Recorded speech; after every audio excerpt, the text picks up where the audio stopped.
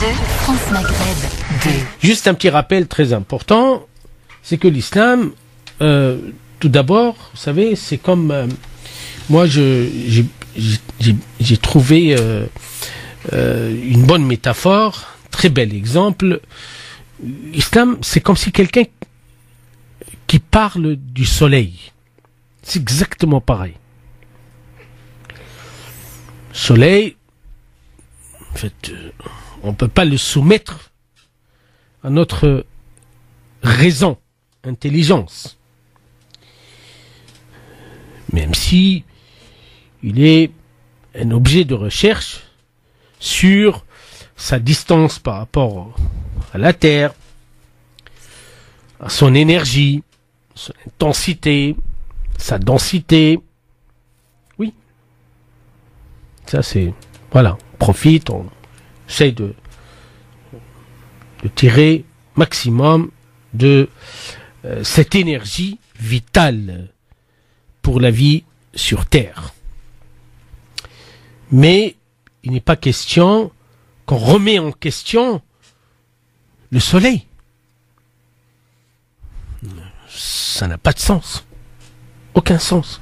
C'est de l'imbécilité totale. Et en plus, il n'y a pas plusieurs soleils. Comme on aimerait bien, pour certains, nous présenter l'islam comme il y a plusieurs islams. Il y a beaucoup d'islam. Non. Inna ad-dina 'inda Allah l'islam. Basta. Stop. Un point à la ligne. Le Coran, il est clair. Voilà. La religion qu'Allah subhanahu wa ta'ala a choisie pour l'humanité entière, c'est l'islam. Ça s'arrête là. Donc on ne peut pas, comme on le fait avec le soleil, considérer qu'il y a un islam propre. En fait, pour la Terre, il y a un islam propre pour la planète Mars, il y a un islam propre pour l'Europe, il y a un islam propre pour les Arabes, il y a un islam propre pour les Africains. Attendez. Je crois que là, il y a une faille au niveau de notre intelligence. L'intelligence de ceux qui croient qu'il y a plusieurs islams. Premièrement. Deuxièmement, l'être humain, il a tendance, en fait, à mettre les erreurs, ses propres erreurs, sur un échappatoire, sur un crochet, sur un accroche-manteau, sur un support. Ça, c'est la tendance humaine. Donc, lorsque ces musulmans qui vont réfléchir pour nous en plus, hein, on rendait compte pour nous, hein, ça veut dire qu'ils réfléchissent à la place de l'autre. Sur l'islam, en réalité, ils ne font que prouver un mal-être profond par rapport à cette religion à laquelle ils appartiennent. Là, je parle de ceux qui se disent musulmans, etc. Donc, c'est facile de considérer que si nous avons un problème aujourd'hui, s'il y a des problèmes chez soi-disant les musulmans, c'est à cause de l'islam. Bon, ça, si vous voulez, tout le monde est capable de le dire et ça arrange beaucoup de gens, ça tranquillise, ça sécurise et voilà. Troisième point très important, c'est que dans cette religion qui est l'islam, il y a ce qu'on appelle les fondements. Fondements comme au niveau du dogme, Dieu est unique. La ilaha illallah. Voilà. C'est clair. À partir de cette unicité, la déclaration de l'unicité, nous déduisons qu'effectivement, Allah subhanahu wa ta'ala a créé l'être humain et lui a envoyé des prophètes, les a envoyés, fait descendre des livres. Ça, c'est pour témoigner, pour éclairer les êtres humains sur la voie qu'ils devrions prendre. Donc, c'est un débat stérile en réalité. Voilà, c'est une approche inutile. Et je vous rappelle, elle n'est pas nouvelle, elle est très ancienne. Chaque siècle presque, c'est la même chose. Voilà, on va repenser l'islam, mais on doit repenser notre pensée et non pas l'islam. Je vous ai dit, c'est clair. Prenez l'exemple du soleil et appliquez la démarche sur notre rapport avec le soleil. Voilà. Vous allez comprendre facilement ce qui se passe réellement dans la tête de ceux qui aujourd'hui se positionnent comme des réformateurs.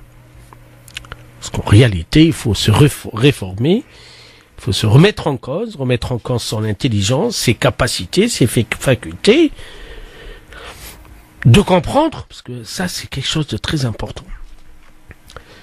Dernier point, c'est que effectivement les musulmans, dans leur application, dans leur pratique de l'islam, il y a un problème sérieux.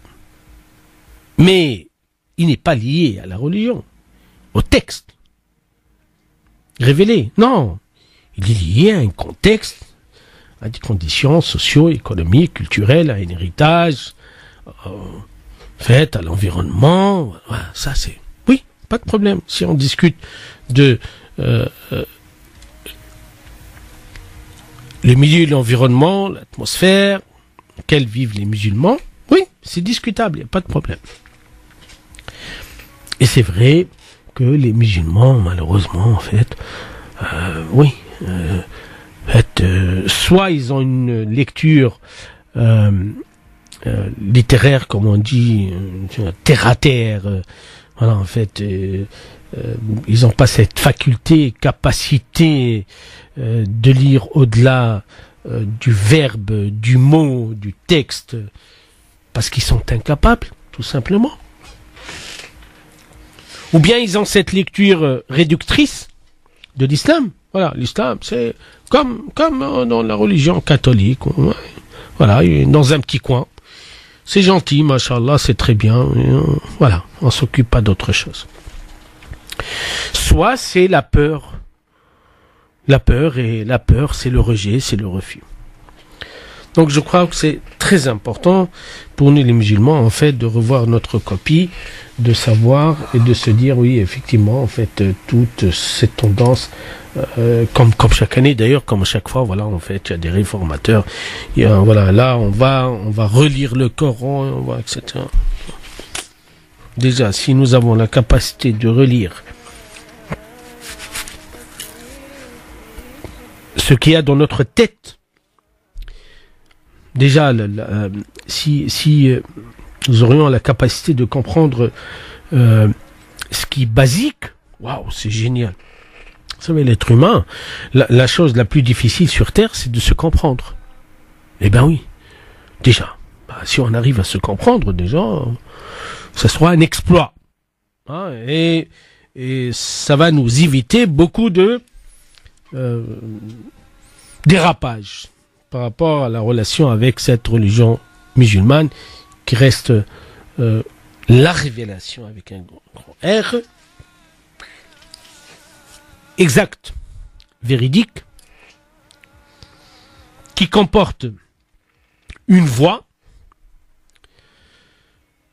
et parmi les fondements de cette voie, c'est la justice, la liberté, l'égalité. Ça c'est énorme. La dignité humaine. Je crois que... Et d'ailleurs, si je prends juste la prière, attendez, elle est libératrice de l'être humain. Ça libère l'être humain. Des peurs, des angoisses, des anxiétés, des interrogations, des mal de tête, de tout mal-être. Elle régule l'être humain. Vous savez, elle nous met sur la voie de la purification, de la propreté, de l'hygiène. Prière, elle nous aide à vivre ensemble, elle se pratique en groupe. Prière, c'est la recherche de la paix de la sécurité. Juste la prière. Je ne veux pas parler d'autres préceptes de l'islam. Juste la prière. C'est énorme.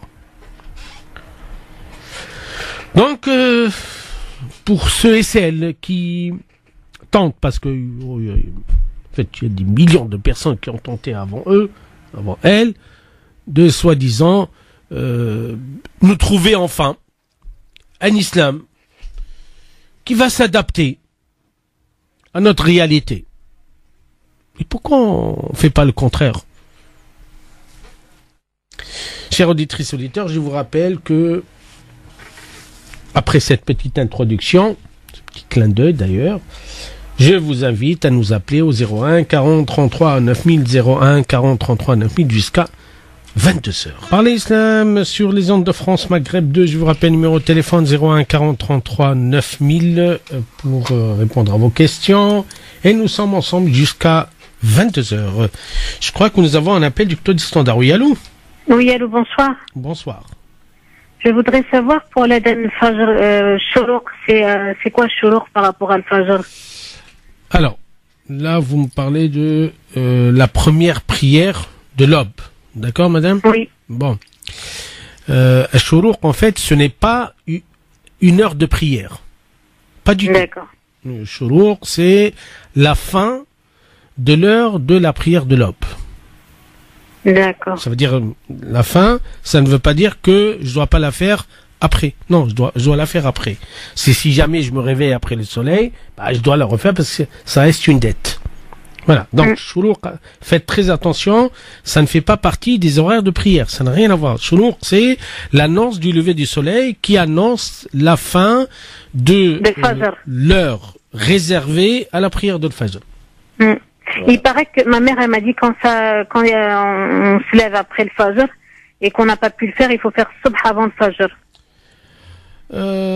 Oui et non. Elle a raison d'un côté, mais bon. Non, elle a 110 ans, Hajj Bissallah. Oui, mais madame, vous savez, ce n'est pas parce qu'on fait le Hajj qu'on connaît la religion. Hein. D'accord. Et vous le savez très bien, ça. Et donc, ça n'a rien à voir. Non, là, on parle du point de vue purement juridique. Donc, du point de vue juridique, il faut savoir une chose très importante, c'est que la prière de Fajr, elle a un temps bien réservé. Et en fait, c'est, voilà, en plus, il s'étale. Hein, ce temps il s'étale. Donc, par exemple, il s'étale. Aujourd'hui, nous savons très bien. Il commence, par exemple, la mosquée juste là où je fais la prière de sabah, on l'a fait à 7 heures du matin. Donc, l'adhan, il est à 6h45. D'accord? Pour la mosquée de Paris, il est à 6h30. Donc, même 6h30 jusqu'à 8h, c'est un temps de faire la prière de sabah à l'heure. Voilà. Mais si jamais je me réveille après le lever du soleil, dans ce cas-là, je reste endetté. Donc, je dois la faire à n'importe quel moment où je me réveille. Par contre, l'autre détail, il est très important. Pardon, est-ce que je fais la prière de Fajr al-Sabah ou bien la prière de Sabah uniquement? Les savants musulmans, ils ont dit, on fait que la prière obligatoire qu'on appelle Sabah. Donc le Fajr, j'ai le droit, après le lever du soleil, j'ai le droit de le faire comme j'ai le droit de ne pas le faire. D'accord. C'est à moi de voir en fait, voilà. Tout simplement. Et pour le Ramadan maintenant, par exemple, moi je peux pas le faire, mon médecin psychiatre m'a dit de pas le faire parce que je prends des médicaments. Je vous ai appelé, je vous ai dit que je dois donner 150 €, c'est ça, 5 € par jour. Ça fait 150 € le mois, plus 7 € de zakat al-fitr. J'ai sorti tout ça maintenant, hier. Vous m'avez dit c'est bien à l'avance. Madame, en fait, ça ne pose pas de problème. Allah yatqabbal, Inch'Allah. Pas de problème. Vous inquiétez. Donc le zakat al-fitr, c'est même si c'est pas le Ramadan, c'est valable. Ah oui, non, en fait, zakat al-fitr, madame, elle est liée à le mois de Ramadan. Mais j'ai déjà donné. Khlas, alhamdoulilah, rabbil alamin. Donc vous êtes, voilà, vous avez rien à rajouter, madame. D'accord. Voilà. Merci beaucoup, professeur. Merci, au revoir. Donc voilà. Je vous rappelle, numéro de téléphone 01 40 33 9000 pour passer à l'antenne. Tout en vous rappelant, chers auditrices et auditeurs, qu'effectivement, en fait, on est ensemble jusqu'à 22h. Par l'islam, donc nous allons du côté du standard. Oui, allô? Oui, allô, bonsoir. Bonsoir. Bonsoir, c'est ma fille, je vous appelle. Oui. Oui, je vous appelle en fait parce que j'ai une petite question à vous poser. Alors, c'est sûr, une situation. Oui, je vous appelle en fait parce que j'ai une petite question à vous poser. En fait, tout simplement, je connais quelqu'un. Attendez. 31 ans. Il y a un problème. Attendez. Est-ce que non, madame, s'il vous plaît, parce que là, on peut pas s'entendre, impossible. Non, soit vous coupez la radio. Madame, s'il vous plaît, parce que là, on peut pas s'entendre, impossible. Oh, non, impossible, c'est presque impossible. Non. Alors, je vous prie, les personnes qui nous appellent doivent vraiment couper la radio derrière parce qu'il y a un écho terrible, c'est inaudible. Et voilà. Pour que les choses soient très claires. Donc, je vous invite à renouveler votre appel, nous rappeler ultérieurement. Allô? Oui, allô? Oui, je vous écoute. Oui, salam alaikum. Ce serait pour poser une question. Hein. Je vous en prie. Par rapport à l'émission, je voudrais savoir, en fait, pour le rattrapage des prières. Oui. Donc, du coup, quel ordre, comment c'est conditionné, quelle est la règle? D'accord, c'est très simple. Lorsque j'ai, je sais pas, exemple, j'ai la prière, je dois rattraper la prière de Dhuhr et Asr et Maghrib. Exemple, d'accord? Oui. Je dois respecter l'ordre des prières, obligatoirement.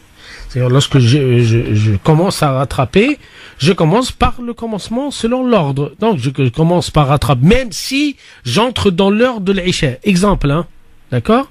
Donc, je fais Dhuhr, je me repose un peu, je fais l'Asr, après le Maghrib, voilà. Ça, c'est la règle. Et nous avons un hadith du prophète alayhi salatu wassalam qui dit que quiconque qui se rappelle d'une prière qu'il a pas faite, il doit la faire à n'importe quel moment où il se rappelle. Bien sûr, selon les conditions, peut-être wudu, etc. Ouais, très bien. Donc la règle, j'ai des prières que j'ai pas fait, je sais pas, hier ou bien aujourd'hui, voilà, pour des raisons multiples, je dois les rattraper obligatoirement. Ok, très bien. Barakallahu fik. Merci beaucoup. Allô? Dites-moi, je vous écoute. Une autre question, je veux savoir, est-ce que je sais plus si où est-ce que j'avais entendu ça, on ne peut pas prier en état de colère. Quand on est en colère pour X raisons. Entre nous, vous savez, c'est impressionnant. La question, elle est pertinente, elle est très importante parce que on doit pas, enfin, on doit, si n'avait pas, en fait, on doit pas faire la prière lorsqu'on a trop faim, on a trop soif, on est trop fatigué. Donc, raison de plus que la colère parce que ça nous déstabilise. En fait, ce sont les causes qui nous déstabilisent et qui rend la concentration presque impossible. Dans ce cas-là, tout facteur, n'importe quel, je sais pas, j'ai un gros souci, je sais pas, j'ai quelque chose qui va m'empêcher, qui envahit mon esprit et qui va m'empêcher, que ce soit une émotion forte, que ce soit de colère ou de joie, hop, je me repose un peu, je baisse la tension, je reprends mes esprits et après je fais ma prière. Ça, c'est quelque chose de très important. Barakallahu fik. Allah yasalmuk, salam wa rahmatullah. Voilà, je vous rappelle le numéro de téléphone 01 40 33 9000 pour passer à l'antenne. Et je vous rappelle le numéro de téléphone 01 40 33 9000. Oui, allô? Allô? Oui, je vous écoute. Oui, salam alaikum. Salam. J'ai juste une question à vous poser. Oui. Je suis chauffeur routier. Oui. Et pour moi, le mois du Ramadan, c'est très difficile. Je fais toujours le Ramadan au début, pendant 10 jours. Et après, c'est plus possible. Je fais de l'international. Alors, comment je peux faire pour les jours que j'ai pas fait? Je peux les rattraper en hiver, ou je peux les rattraper quand je suis en congé, ou... L'essentiel de les rattraper avant de mourir. C'est la hache, là, Inch'Allah. Non, mais c'est vrai, je suis sérieux. C'est une dette. Oui, je sais que c'est une dette. Et classe, donc il faut les rattraper lorsqu'on aura le temps, etc. Alhamdulillah. Je pars de la maison, je pars 15 jours, 3 semaines de la maison. Ça fait 25 ans que je fais ça. Et ça fait 25 ans Non, je sais très. De toute façon, les personnes qui font le même travail, ils sont exonérés, ils sont dispensés, d'accord. Et après, ils rattrapent. Le Coran, il est clair là-dessus. Après, vous rattrapez lorsque vous aurez plus de possibilités. Par contre, في وقت الصلاة ما حبيتش نصلي. اي ربي يعينك خويا، يا با بروبليم. الله يديك بارك الله فيك. الله يسلمك، شكرا. ساعة. 01 40 33 9000, 01 40 33 9000. Je crois que nous avons un autre appel, oui, allô? Allô? Oui, allô? Allô, allô? Allô? Ah bah. Bon, la personne. Allô?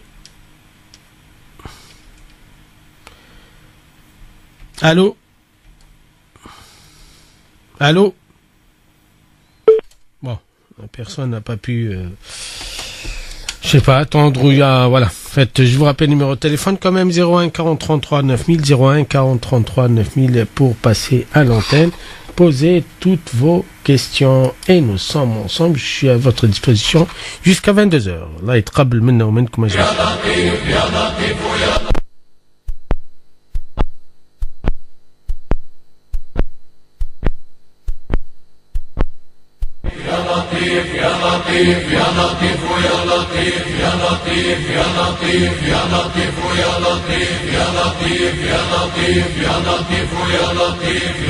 01 40 33 9000 et nous allons du côté du standard. Oui, allô? Oui, bonjour. Oui, bonjour, je vous écoute, madame. Bonjour, monsieur. En fait, j'appelais par rapport au ramadan. Oui. Moi, je suis asthmatique, je suis malade depuis une dizaine d'années. Et en fait, j'ai beaucoup de mal, j'assume pas du tout de pas faire le ramadan. Donc, j'ai une volonté dans la tête, quoi, mais mon corps n'y arrive pas. Qu'est-ce que vous voulez savoir? Et en même temps, pour être très honnête avec moi-même, donc avec vous, il m'arrive de fumer, ce qui est très incohérent avec mon état de santé. Et qu'est-ce que vous voulez savoir? Mais je veux savoir comment faire, parce que il est tout à fait possible de faire le ramadan si éventuellement je reste allongé, si je bouge pas, quoi, si je fais rien de mes journées, quoi. En fait. Alors, vous savez mieux que moi que nous avons des personnes qui sont dispensées du jeûne du mois de Ramadan.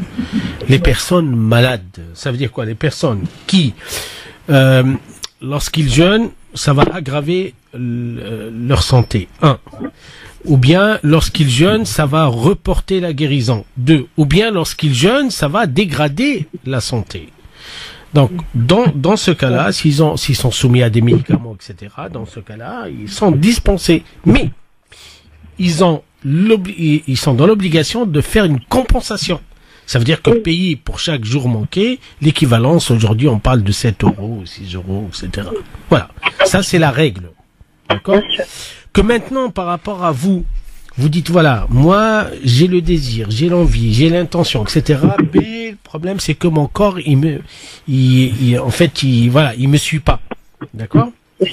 Oui. Moi, je crois que il y a deux choses très importantes. D'abord, je vous rappelle que aujourd'hui, de point de vue médical, purement médical, scientifique, nous avons la certitude que le jeûne guérit de beaucoup de maladies. D'accord, madame? D'accord. C'est important, ça. Oui. Donc, c'est bien d'intégrer ceci dans la tête. Ça veut dire que, ah oui, puisque jeûner, ça va m'aider à guérir mon corps. Ah oui, c'est déjà pas mal, hein, c'est très important. Le deuxième point, je crois que lorsqu'on a peur de jeûner, on a du mal à jeûner. D'ailleurs, la peur de jeûner, malheureusement, elle fait partie, c'est un handicap aujourd'hui pour beaucoup, c'est très malheureux. En fait, voilà, c'est comme ça peut arriver. Donc, il ne faut jamais avoir peur de notre corps, du jeûne, puisque nous savons très bien que le jeûne est compatible avec l'organisme. Voilà. Est-ce que dans mon cas, par exemple, moi, j'inhale en fait des produits, le matin et le soir. C'est un peu ma vitamine, quoi. Le matin, dès que je me lève, je suis asthmatique, donc je suis en perte de souffle, et j'inhale une poudre. Est-ce que vous pensez que je peux faire mon ramadan alors que j'ai simplement inhalé? Je n'avale rien, j'inhale. Vous savez, voilà, vous savez très bien que les problèmes asthmatiques, que ce soit la ventoline, que ce soit en fait tout ce qui peut aider à respirer, n'annule pas le jeûne. D'accord. Donc non, je ne le savais pas. là, pour moi, il faut commencer par le commencement. Il faut d'abord régler votre problème par rapport à votre psychique, par rapport à votre mental. Ça veut dire, vous dites dans votre tête, voilà, moi, cette année, Inch'Allah, je vais jeûner parce que je suis plus que certaine. Ça va aider mon corps d'abord à se libérer, se débarrasser des toxiques et la misère qu'il y a. Malheureusement, tous. Aujourd'hui, avec l'alimentation qu'on a, nous sommes tous atteints. OK? Et en plus de ça, là, je vais reprendre une activité à laquelle je tiens beaucoup et qui est le jeûne. Donc, je serai dans une forme d'adoration. Je crois que il faut se parler et essayer de dissiper, essayer d'empêcher les peurs d'envahir votre tête. Et après, en fait, moi, je crois qu'il faut tester, qu'il faut commencer. Et après, on verra. Après, on en parlera, oui, pas bon, mais etc. Je crois que c'est très important. Vous savez, aujourd'hui, nous avons une autre certitude, c'est que le jeûne, ça se passe dans la tête avant que ça se passe dans le corps. Ouais. Voilà. Donc, c'est à vous de voir. Merci beaucoup. De rien. Allez, salam. Par l'islam sur les ondes de France Maghreb 2, nous allons du côté du standard. Oui, allô? Oui, bonsoir, professeur Samy. Bonsoir, madame. Vous allez bien? Alhamdoulilah. Attendez, c'est toujours un plaisir de vous entendre. Merci, madame. Je vous appelle, c'est pour vous dire que, en fin de compte, c'est deux petits trucs à dire rapidement pour pas monopoliser le téléphone. En ce qui me concerne, j'ai plus de batterie. Pardon? J'ai plus de batterie. Je suis complètement à plat. J'ai écouté vos conseils. Comme vous m'avez donné des bons conseils. Mais là, franchement, je suis arrivé à un point où vraiment je suis vraiment à plat. Et je suis pas clair. Vraiment, je suis complètement perdu. Vraiment anéanti. Et la deuxième question, c'est pas une question, en face, c'est une question par contre. Je voulais savoir, comment peut-on expliquer que lorsqu'on est bébé et qu'on grandit, c'est transparent, c'est invisible. C'est peut-être bête comme je pense. Oui, madame, dans cette question, je peux pas vous répondre parce que j'ai pas compris, en fait. Quand on grandit, on ne se voit pas. Aucune idée. Franchement, là, je suis dans l'incapacité de vous répondre. Si vous permettez, moi, j'aimerais bien revenir sur le premier point, c'est que je suis à plat. Oui. En fait, il faut savoir une chose, c'est que, vous avez raison là-dessus, nous avons tous des batteries, d'accord? À recharger. Mais il arrive que ces batteries, malheureusement, en fait, elles perdent d'autonomie et elles tiennent pas longtemps. Donc, il faut aller chercher une autre batterie, quoi. Voilà, vous voyez très bien. Donc, moi, je crois que juste une chose très importante, c'est que vous n'êtes pas la seule dans cette situation. Attention, vous n'êtes pas la seule, c'est pas vrai. Nous passons tous par des moments très difficiles, etc. Surtout en période d'hiver ou de nuit, etc. Et c'est pas, voilà, c'est pas une exception. Vous n'êtes pas une exception, c'est que vous êtes là. Non, il y a beaucoup de gens comme ça, nous-mêmes, etc. On passe par des phases très difficiles, mais qu'est-ce que vous voulez après, voilà. Après, je crois que aller chercher de l'aide, c'est très important. Ça veut dire que on doit aussi, malheureusement ici, on n'a pas cette très belle tradition.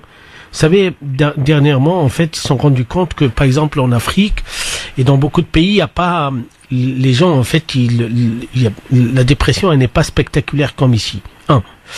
Deuxièmement, c'est que en fait, on n'a pas un taux d'AVC, d'attaque cardiaque comme ici. Pourquoi? Parce que là-bas, les gens ils s'entraident. Voilà. Lorsqu'il y a quelqu'un qui va pas, donc on va le chercher, machin, rigoler ensemble, on va. Vous savez, et ça qu'est-ce que vous voulez? Là, on peut pas l'inventer parce que voilà, c'est pas le cas. Tout simplement, et c'est malheureux, c'est vraiment ça explique beaucoup nos difficultés aujourd'hui. On peut rester des jours, des semaines sans que personne ne s'aperçoive de notre santé, ni de notre état, ni vous savez, c'est une société d'égoïstes, hein. Donc moi je crois que ça vous fera du bien, et ça je le dis à tout le monde, de sortir, surtout de fréquenter des mosquées juste pour la prière, hein, de groupe, etc. Je crois que c'est très important. Ça va changer l'esprit. Et croyez-moi, souvent le fait d'aller dans une mosquée et faire l'effort, même si on est loin, etc., de faire dans la mosquée une prière de groupe, waouh, ça recharge les batteries. Croyez-moi, c'est très important. Donc, en fin de compte, c'est par les prières en groupe. Hein? Oui, mais c'est très important, madame. D'accord. Et je voulais justement parler des prières. Je comprends très bien ce que vous voulez dire, mais quand on n'a pas, comme vous dites, la force, parce que c'est pas des semaines, des mois, puis des années, moi. Et je voudrais savoir si il y a toujours quelque chose qui m'a trotté. Je me dis dans ma tête, je me suis dit, dans la mosquée, c'est par Dieu, on sent une paix, on se sent apaisé, on se sent bien. Et quand on sort, on n'est pas bien. Donc, oui, non, madame, franchement, ça dépendra beaucoup de l'intention qu'on apporte avec nous. Ça veut dire que non, lorsque je vous ai dit d'aller dans une mosquée, faire la prière du groupe, c'est dans l'intention de se recharger. Ça, c'est très important. Se dire, voilà, moi je suis dans un lieu, il y a une prière de groupe, et voilà, moi j'espère de cette prière de groupe de me recharger. Parce que c'est important. En fait, souvent, nous entrons dans une mosquée, nous partons avec toujours des préjugés, avec toujours des choses dans la tête. Il faut supprimer tout cela et partir sans prendre en compte ni les gens, ni ce qu'ils vont penser, voilà. Et ça, c'est très difficile. C'est ça, en fait. Moi, je parle de ça. Oui, très bien. Oui. Parce que nous avons la certitude que, d'abord, la mosquée, c'est un lieu qui, quand même, il n'est pas comme d'autres lieux, hein. C'est très spécial, c'est etc. Il a spécificité. Et d'un autre côté, j'ai fait la prière dans cette mosquée. Franchement, moi, je sais pas, moi, personnellement, je trouve dans la mosquée de Paris, en particulier, et peut-être d'autres, vraiment une tranquillité, voilà. Parce qu'il n'y a pas du tout, on se dirige, et on part, subhanallah, ça aide beaucoup, hein. Oui, j'espère, parce que moi, c'est franchement, là, j'essaie de tenir, mais franchement, j'ai craqué. Je vous comprends vraiment très bien. Vous savez ce que vous dites, ça touche beaucoup de gens. D'accord? C'est pas facile. C'est pas évident. Même si on fait des efforts. Mais, moi, je crois que, Inch'Allah, on arrivera un jour où, vous savez, peut-être, on oublie, malheureusement. Vous savez, la saison de l'hiver, souvent, c'est grisaille, etc. Donc, ça joue. Tout cela, ça joue. Qu'est-ce que vous voulez? Bah oui. Il y a toujours, ça sont toujours, sur les personnes, on est des êtres humains et fragile, on est et tout ça. Mais moi, ce que je veux savoir, je me dis, parce que vous avez parlé de la lumière du bout du tunnel, et que je ne dois pas arriver pour l'instant. Mais je me suis dit, il existe. Non, la lumière existe. Le problème, c'est que que le tunnel, il est encore lent. Ça, c'est une autre histoire. Voilà, mais je suis ici. Mais j'ai compris, madame, mais croyez-moi, en fait, il va y avoir une lumière, subhanallah, il peut pas, c'est impossible de ne pas avoir une lumière, impossible. Ça n'a pas de sens. Pour moi, impossible, quelle que soit la situation. Nous allons vers une lumière, Inch'Allah. Ça, c'est sûr. Que maintenant, que ça tarde, oui, je vous l'avoue. Oui, effectivement. Ça peut s'attarder, qu'est-ce que vous voulez, Donc, Inch'Allah ta'ala, accrochez-vous encore une fois, il faut du courage, vous allez voir. Le jour où vous allez rattraper ou observer, même de loin, cette petite lumière, vous allez voir, ça va changer votre vie. C'est comme ça. D'accord. Voilà. Écoute, vous savez, c'est toujours un plaisir de vous parler. Et je vous avoue que, heureusement que je vous appelle et puis je vous ai au téléphone. Parce que moi, les personnes, c'est même pas la peine, j'ai pas confiance en eux, de toute façon, je vais pas en parler, parce qu'ils s'en fichent. Enfin, j'attends rien d'eux. Mais vous, ce que j'apprécie en vous, vous êtes, raison, vous êtes conseiller, vous êtes professeur de l'islam, des grandes connaissances. Et vous apportez beaucoup, vraiment, vous apportez beaucoup aux personnes. Barakallahu fik, merci beaucoup, Allah ya'awnik, ya Rabbi, Allah ya'awnik, inshallah, ya Rabbi. Merci Salam. beaucoup. Une bonne continuation. Barakallahu fik, madame. Merci beaucoup. Islam sur les ondes de France, Maghreb 2. Nous allons du côté du standard. Oui, allô?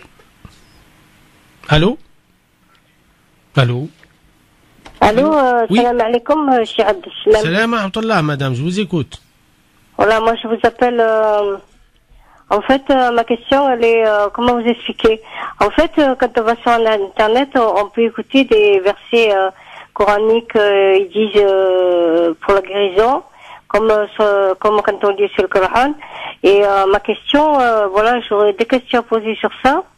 Donc, ils disent voilà pour la guérison, mais à la base, je sais que c'est un bienfait.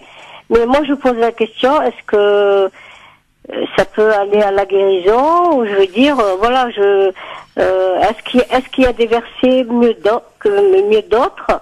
Voilà, c'est ça les questions que j'aurais à vous poser. Merci madame, pour cette question, parce qu'elle est très très importante. En fait, malheureusement, je ne sais pas qui c'est qui nous a mis dans notre tête que on va écouter des versets coraniques ou des sourates ou particulières, ça y est, on va guérir. Ça c'est pas vrai, c'est faux, c'est un mensonge. Non, ça se passe pas comme ça. Nous avons une autre certitude que Allah subhanahu wa ta'ala, il a fait descendre sa parole qui est véridique, qui est le Coran, pour libérer les êtres humains, pour aider les êtres humains, pour surtout tranquilliser les êtres humains, pour apaiser les esprits. Ça c'est une certitude. Mais il est où le problème? C'est que il y en a qui considèrent que, vous savez, c'est comme on prend un aspirine ou bien un Doliprane. Non, ça se passe pas de cette manière. Hein. Le Coran, il a des effets considérables, spectaculaires sur l'être humain, sur le croyant, lorsqu'il est d'abord croyant sincère, et quelqu'un qui tient à pratiquer la religion musulmane avec beaucoup de véracité. Donc ça, je crois que faut bien le rappeler.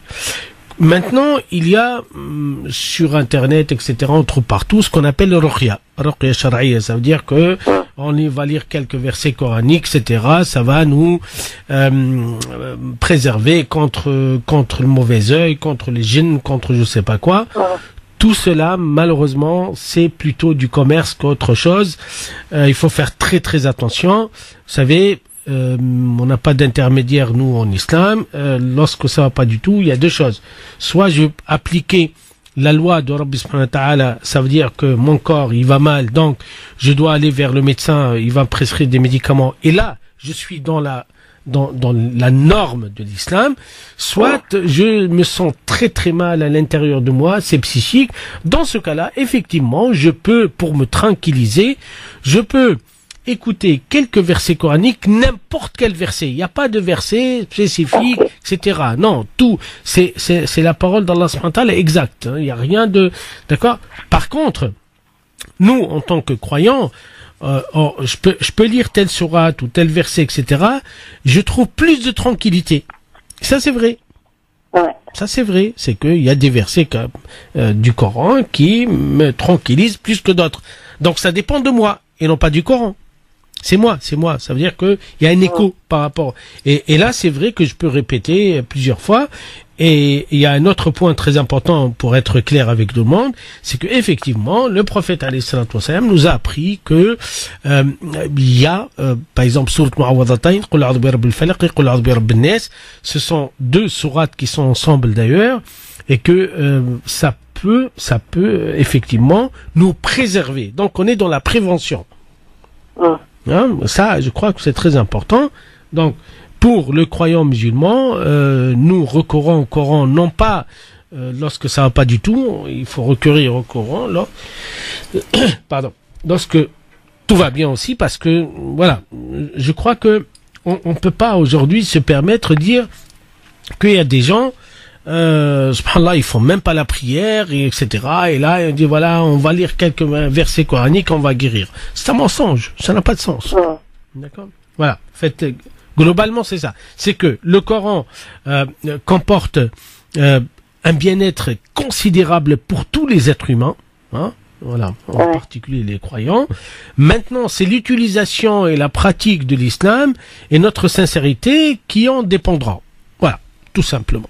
C'est comme ça. Donc une personne, c'est vraiment, elle a un souci de santé, donc elle peut à ce moment-là écouter n'importe quel verset du Coran, je veux dire l'écouter ou le lire. Oui, mais c'est la santé psychique, morale en fait. Je parle pas du physique. Non, physique, non, pas morale. Non, moi je parle pas de morale. Non, physique, madame, non, physique. En fait, non, physique, vous savez, parce que j'ai mal, j'ai trop mal à la tête. Aujourd'hui, c'est un problème organique de santé, donc dans ce cas-là, je vais recourir à quelque chose de matériel, ce qui est normal, ce qui est logique. Non, mais moi je parle du Coran, en fait. Je parle pas de... Après, la personne elle-même, elle sait ce qu'elle doit faire, tout ça. Mais je veux dire, je fais une généralité. À ce moment-là, elle veut aller le Coran, ça fait que du bien, je veux dire. Mais à ce moment-là, elle peut prendre... Il n'y a pas je veux dire, une sourate meilleure que les autres. Je veux dire, ça peut être n'importe laquelle, on va dire. C'est ça, exactement. Exactement. Voilà. Eh ben, c'est clair. Je vous remercie beaucoup et bonne continuation. Salam wa rahmatullah. Par l'islam sur les ondes de France Maghreb 2, nous allons du côté de Standard. Oui, allô? Allô, salam alaikum. Salam wa rahmatullah, je vous écoute. Oui. أخي أنا عملت عملية جراحية. نعم. منذ سنتين. نعم. وهي زراعة الكلى. نعم. Oui, je vous écoute. تفضل خويا. زراعة الكلى، ولكن الأطباء منعوني أن يعني نقوم بالصيام، يعني ما نصومش. اي نعم. السبب هو اني عندي الدواء، انا يعني ناخذ الدواء في وقت محدد، يعني من 8 صباحا و8 مساء، يعني وانا ارى اني يعني بصحه جيده. الو؟ اي نسمع فيك يا اخي، تفضل. سؤالي. انا اسمع. انا يعني احس بنفسي ان بصحه جيده اقدر اصوم، لكن الأطباء يعني هنا في فرنسا قال لك فهمتك.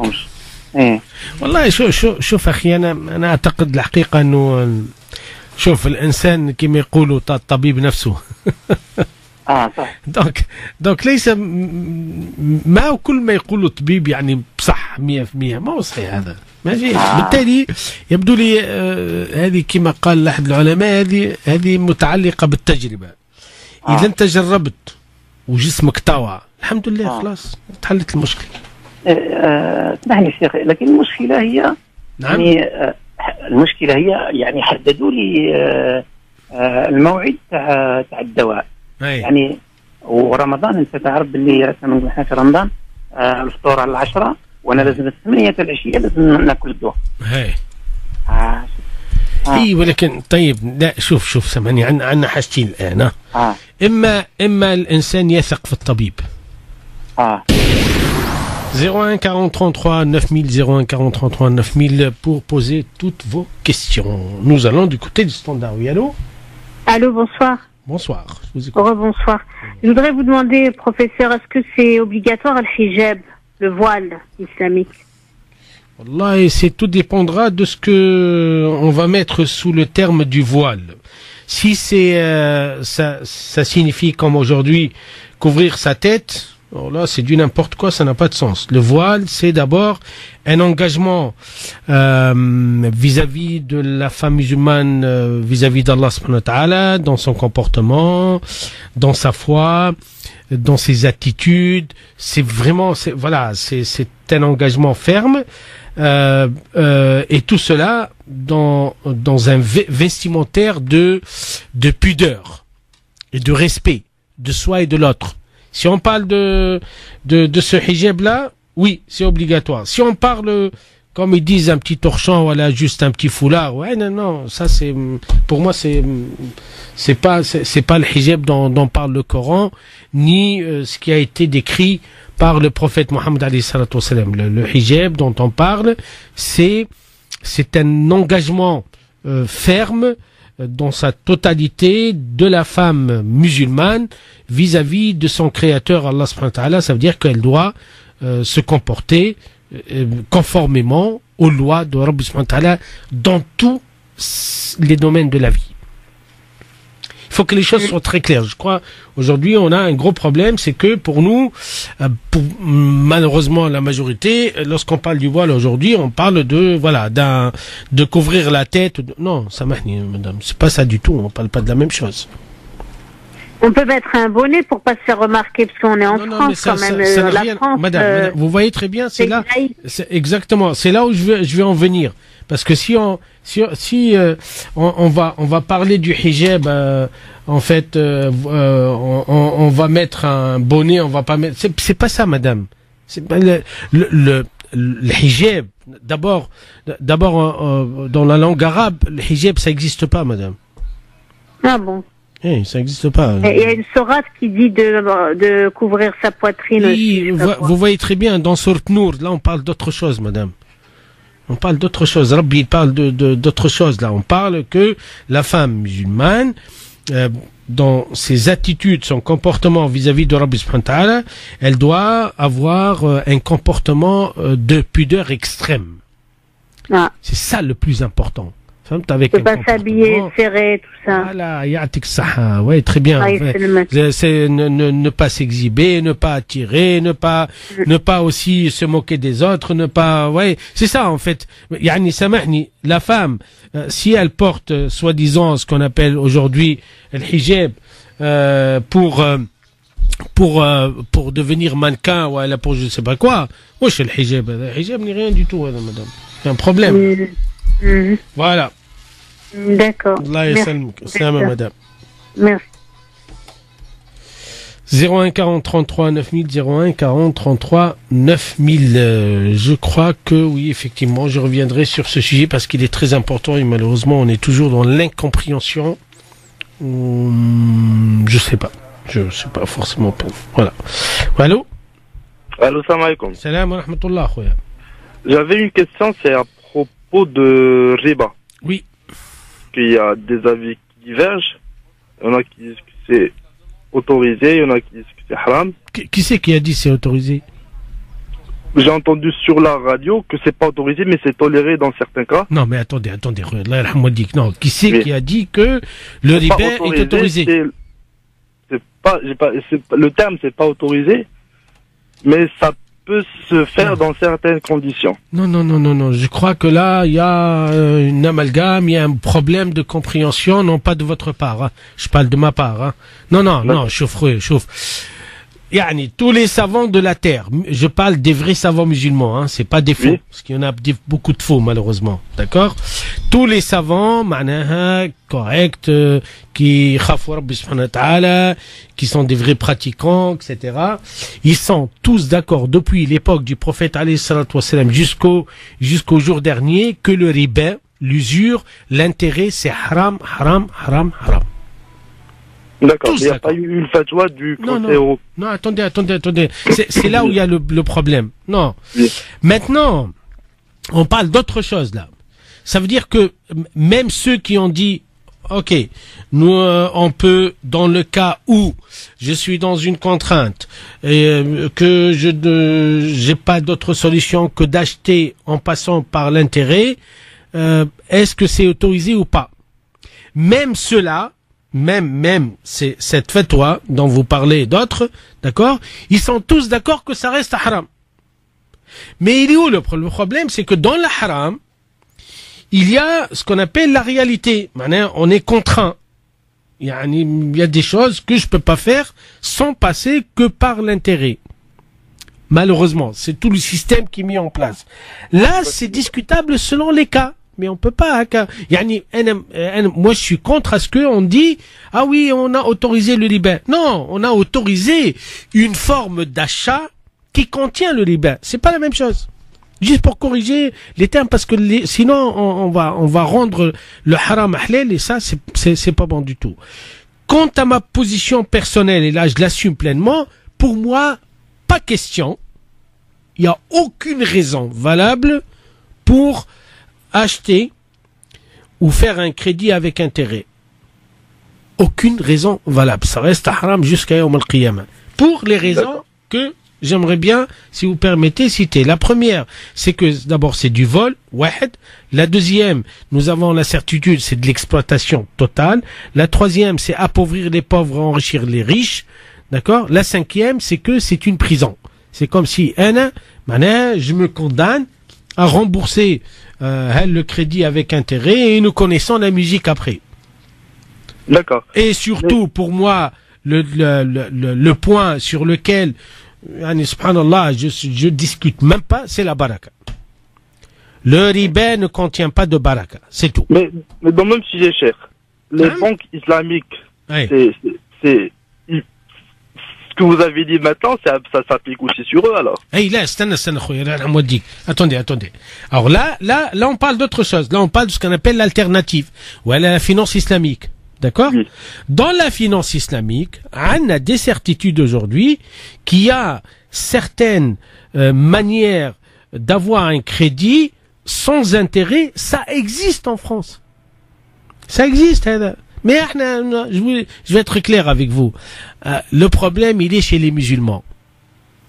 Aujourd'hui, je sais pas si vous le savez pas, dans les banques, vous voyez les banques, Crédit Lyons, tous les banques, vous voyez, il y a la majorité des banques, ils ont des clauses, ils ont une offre sans intérêt, sans riba. Wallahi, ça existe.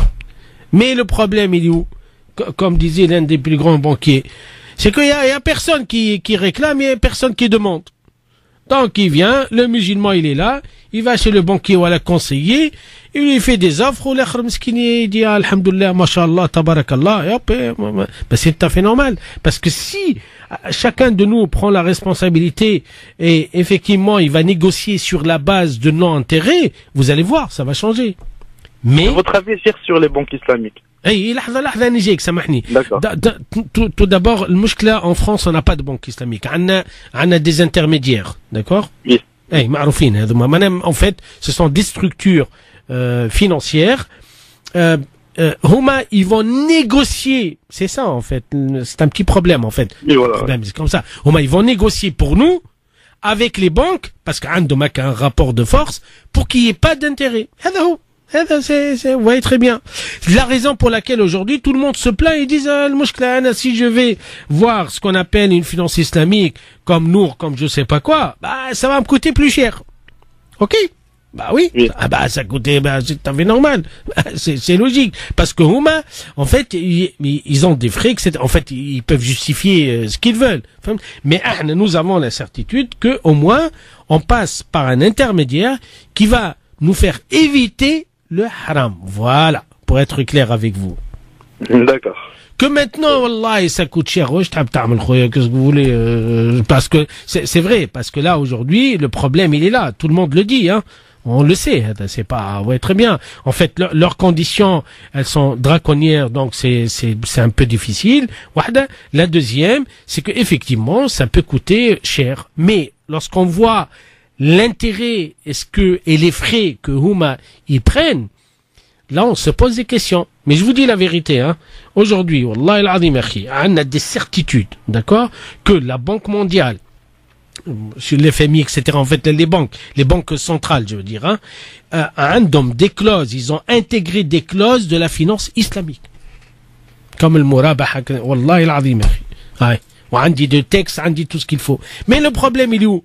Il y a pas de demande. Et le banquier, c'est le banquier qui le dit, c'est pas moi. Un banquier nous a confié officiellement, il a dit, il y a personne, moi, qui me réclame, parce que je sais aussi qu'il y a, machallah, il y a quelqu'un à qui je fais totalement confiance. Alhamdoulilah, il a eu des crédits sans intérêt, ni rien du tout. Mais c'est négocié, etc. Qu'est-ce que vous voulez, hein? D'accord, c'était clair, cher. Voilà, Shukran. Allez, salam alaikum. Shukran, salam.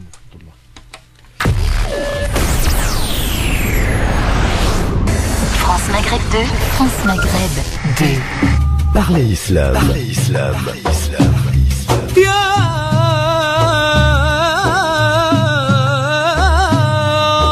Parlez Islam pour répondre à vos questions, vos interrogations et vos doutes dans la mesure du possible en direct live. Parlez Islam, une émission dirigée et animée par le professeur Sami Abdessalam. Parlez Islam pour mieux le vivre dans notre société.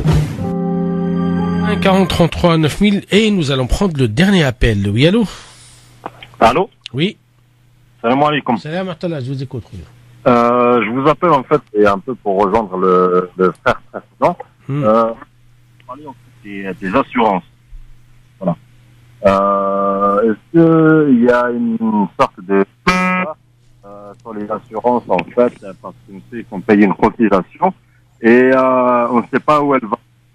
Est-ce que c'est toléré, c'est pas toléré?